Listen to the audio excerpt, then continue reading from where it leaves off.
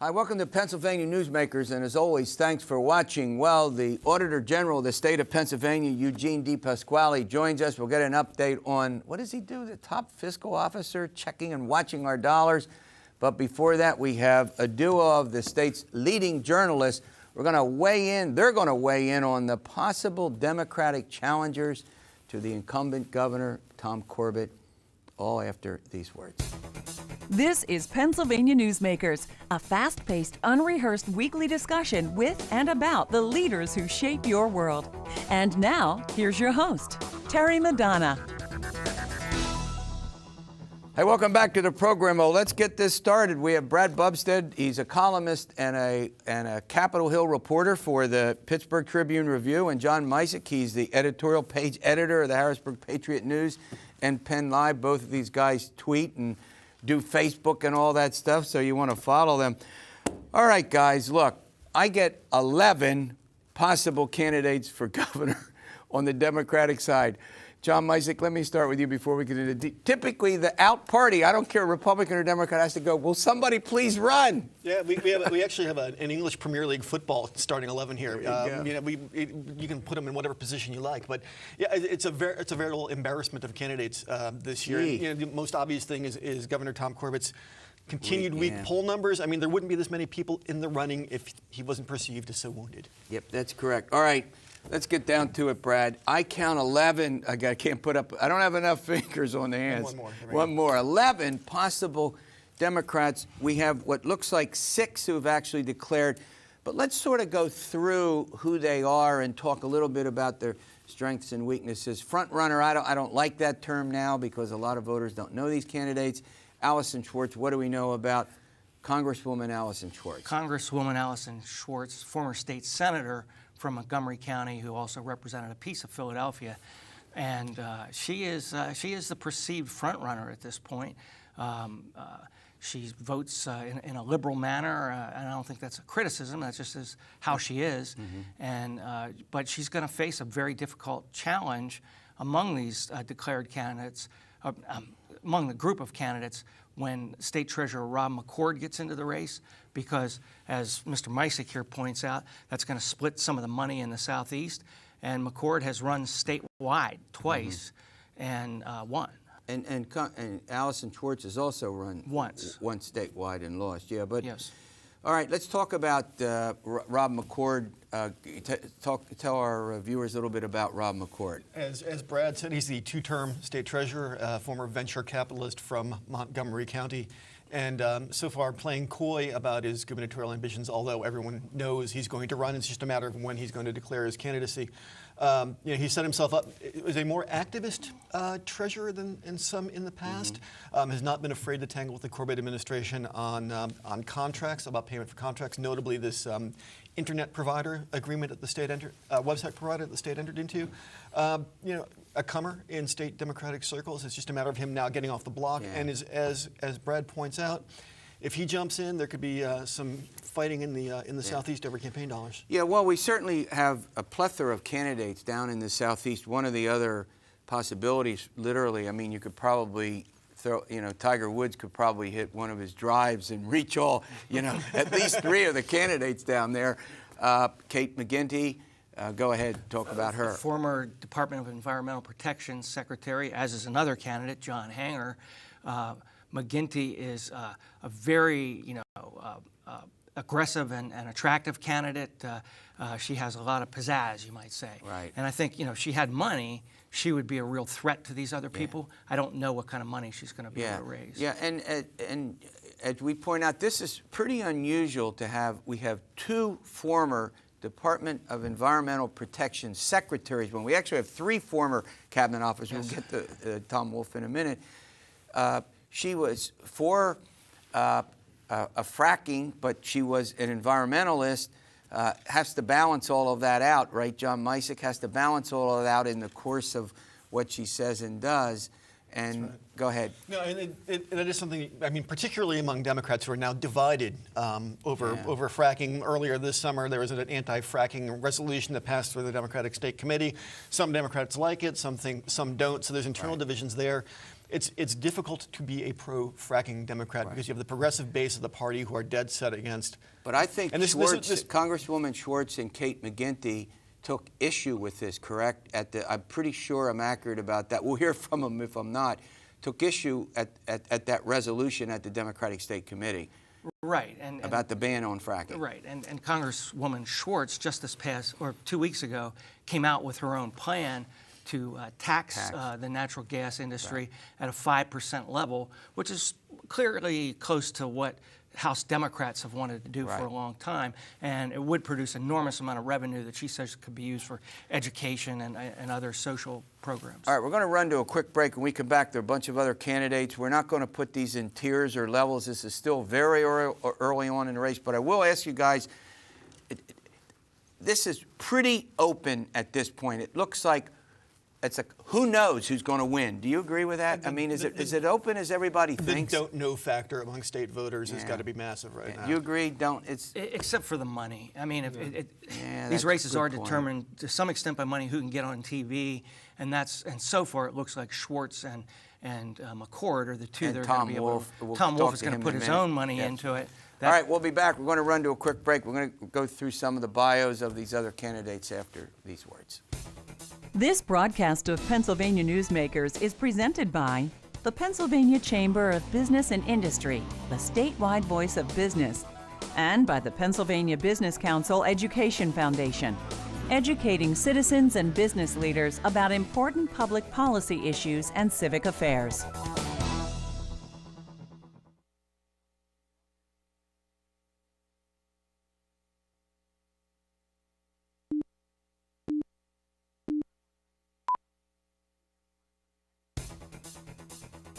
This broadcast of Pennsylvania Newsmakers is brought to you by BetterSaferRoads.com. To voice your support for safer highways and less traffic congestion, visit BetterSaferRoads.com. And by the Pennsylvania Manufacturers Association. Business in Pennsylvania is our business. Welcome back to the program with Brad Bumsted and John Micek, both journalists, do a lot of politics coverage in our state. We're previewing the governor's side. Governor Corbett has been on this program. He's welcome to come on this program anytime he wants. We're not into Governor Corbett versus the Democrats. We're trying to get a quick preview of the Democratic candidates and more in upcoming shows. We've invited the Democratic candidates on. They're welcome as well. All right. A wild card. The wild card lives in York, not run for a public office. Whose turn is it? I think it's John's turn. I guess that would be former State Revenue Secretary Tom Wolf, also a multimillionaire businessman and the third former Rendell administration official to be in the race. Mr. Wolf has said he wants to spend $10 million of his own money on a primary bid. That levels the playing field considerably. You can put that money against whatever money Congresswoman Schwartz raises, whatever money that Treasurer McCord raises. I mean, that's a decent chunk of change. And he's a substantial guy. He's not somebody who's just putting up his money. Now wait a minute. He's not a vanity candidate by any means. That's right. That's right. All right. So let's go. We've got one of the guys who we had on this show a lot because he was DEP secretary under Rendell. He's been probably doing more campaigning, retail campaigning. Is John Hanger. Take it. John Hanger is a very capable official. It's ironic, when he served as DEP secretary, he got sort of tagged with potential water problems that would come from Marcellus Shale in this New York Times investigation. And it was ironic, I think, to see that because, at least as he was perceived in Pennsylvania, somebody who was tough on the shale industry. All right, now, we've got Jo Ellen Litz, a commissioner. We've got she's declared a commissioner in Lebanon County. We got Max Myers, a minister. We've got a couple other possibilities out, but I want to go to another wild card who's not declared yet. Maybe by the time this show airs, he will have declared, and that is former Auditor General Jack Wagner, who would be the only Western candidate and the only sort of Democratic cultural conservative in the race if he jumps in. The one thing we should probably point out is all of these Southeastern candidates are sort of traditional progressive Democrats, liberal, cultural progressive Democrats. Yeah. Mr. Wagner, pro-gun. anti-abortion rights.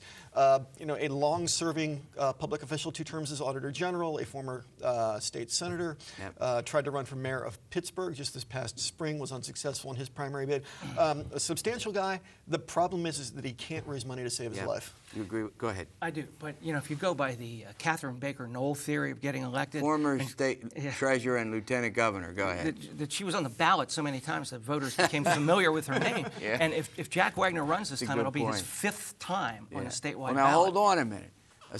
A guy named Bob Casey, that's the father of the current U.S. senator, ran for governor 3 times before he won the Democratic primary. His nickname, the 3-time loss from Holy Cross. Remember that? Exactly, You guys all exactly. remember that. So, and Senator Specter ran only one election to a statewide office on his 3rd try. Right. So this is not right. This is not uncommon, is it? It is not uncommon, but I mean, again, there's the money factor, and Mr. Wagner's always had trouble with fundraising. All right, let's talk about how this primary unfolds. We could get a couple of more candidates coming in. I think we all agree. There's no clear odds-on favorite. Correct. We all agree there. Yeah. What do they say to differentiate from each other when, as John points out, I'll go to you, Brad, as John points out, except for Wagner, they're all culturally on the same side. Do they just attack Corbett, Governor Corbett? How do they differ? What do they do and say? I think it is how they go after Corbett, to what extent they go after him, which issues they go after him on. Schwartz is already, tangling with Corbett over Marcellus Shale drilling. I think we'll see more of that.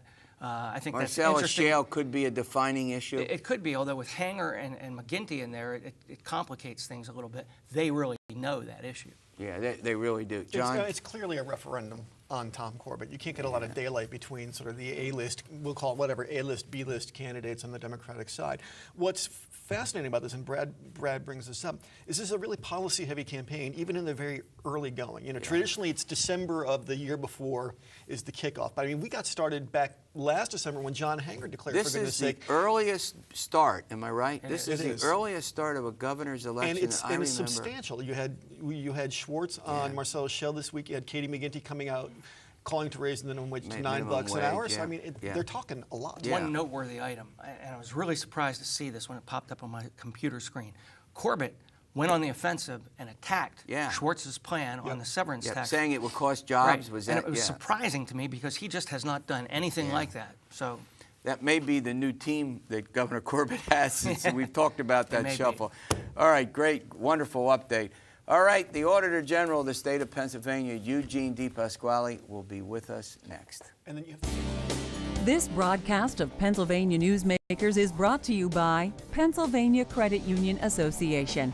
Pennsylvania Credit Unions, where people are worth more than money. To find a credit union that is right for you, check out ibelong.org. And by the Energy Association of Pennsylvania, Pennsylvania's energy information source.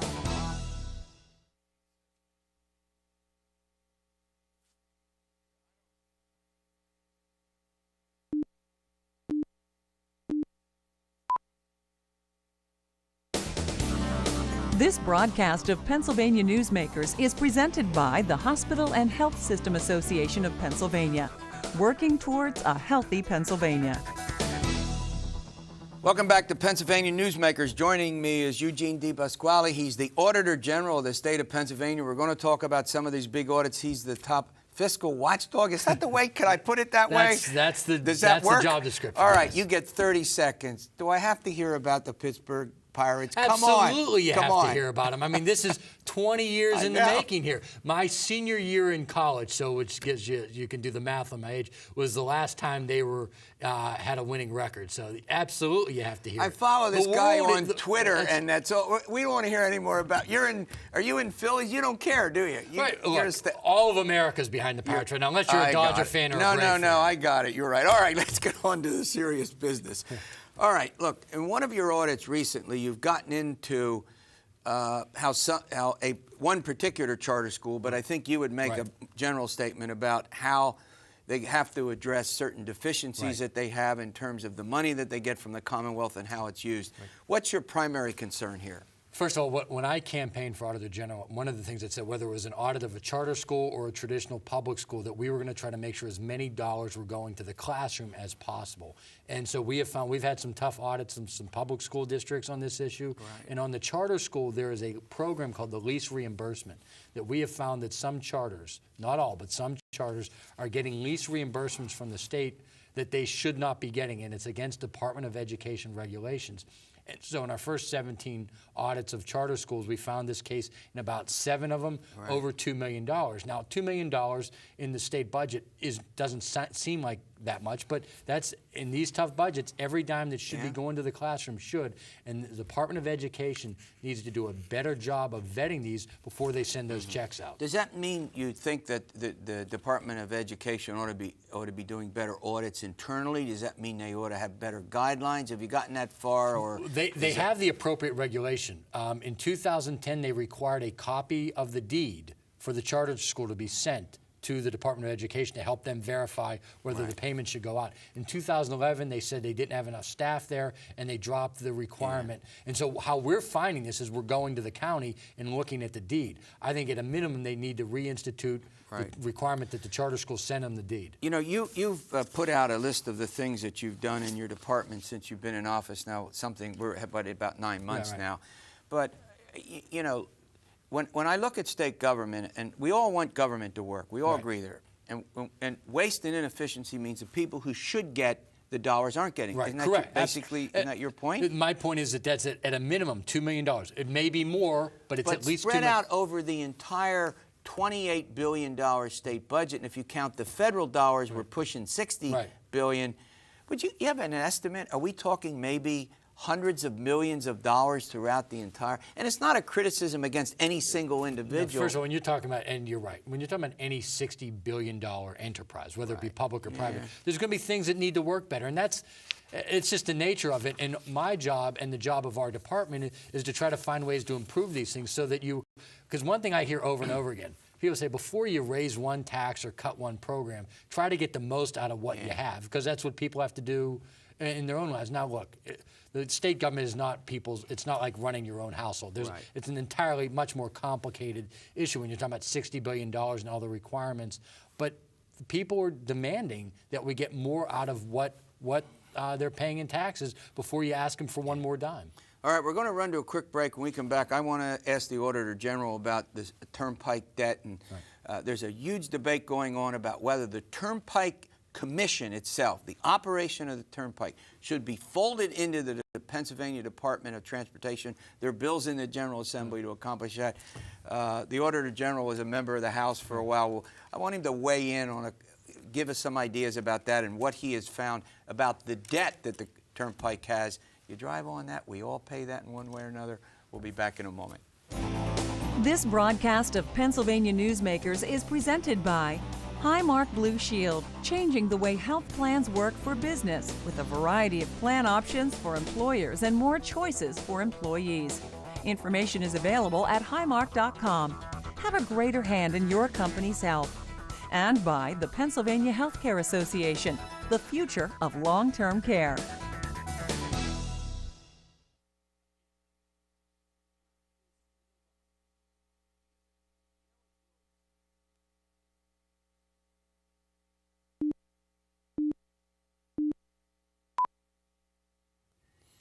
Welcome back with the Auditor General of the state of Pennsylvania, Eugene DePasquale. We're talking about some of these big audits he's conducted. As I previewed the whole situation with the Turnpike. Go through this situation with the debt. There's a big debt, right? What happened was when I-80 tolling, when the Fed said we could not use it, what happened was Act 44 required the Turnpike Commission to basically send money to PennDOT every year, and as a way to help fund road and bridge repair.